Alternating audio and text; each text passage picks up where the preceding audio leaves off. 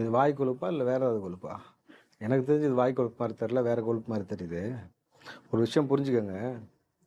உழைச்சு தன் சம்பாதித்து இத்தனை ஆண்டு காலமாக உழைச்ச காசை யாருக்கு கொடுக்கலாம், யாரை சந்திக்கலாம், யாரை வந்து நம்ம கட்சிக்குள்ளே கொண்டு வந்து அவர்களை வந்து எந்த பணியில் நம்ம போடலாம்ன்றது எல்லா முடிவும் இருக்கக்கூடிய ஒரு திராணி, ஒரு உரிமை எல்லாமே விஜய்க்கு தான் இருக்குது. உனக்கு கட்சியே சொந்த கட்சி கிடையாது.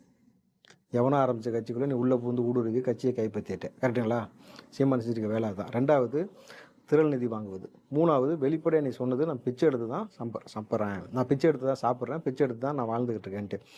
இப்போ பிச்சை எடுத்து வாழும்போதே இவ்வளோ எகத்தால பேச்சு இருக்குன்னா, நீலாம் உழைச்சி சம்பாதிச்சுன்னா உனக்கு எவ்வளோ எகத்தால இருக்குன்னு சொல்லி தான் இன்றைக்கி அவர்கள் சார்பாக கேட்கப்படக்கூடிய கேள்வி இருக்குன்னும் பொழுது, இந்த அசிங்க அவமானம் உங்களுக்கு தேவையா? விஜய் அவர்களை குறித்து நீங்கள் ஒவ்வொரு முறையும் வந்து இங்கே வந்து முட்டி மோதுறது, விஜயை வச்சு நம்ம பேசும் பொருளாக மாறினா அது மூலம் ஏதாவது ஓட்டு கிடைக்குன்னு பார்க்குறது, பெரியாரை கொஞ்ச நாள் தூக்கி சுமந்துக்கிட்டு இருந்தீங்க, கிட்டத்தட்ட பெரியாரை வச்சு பேசி பார்த்தீங்க, ஏதாவது கிடைக்குமான்னு பார்த்தாக்கா டெபாசிட் கூட கிடைக்கல. தொடர்ச்சியாக 15 வருஷமாக உன்னை கூப்பில் உட்கார வச்சிருக்காங்க ஏன்னா தமிழ்நாட்டு மக்கள், ஏன்றதை யோசிக்கணுமா இல்லையா?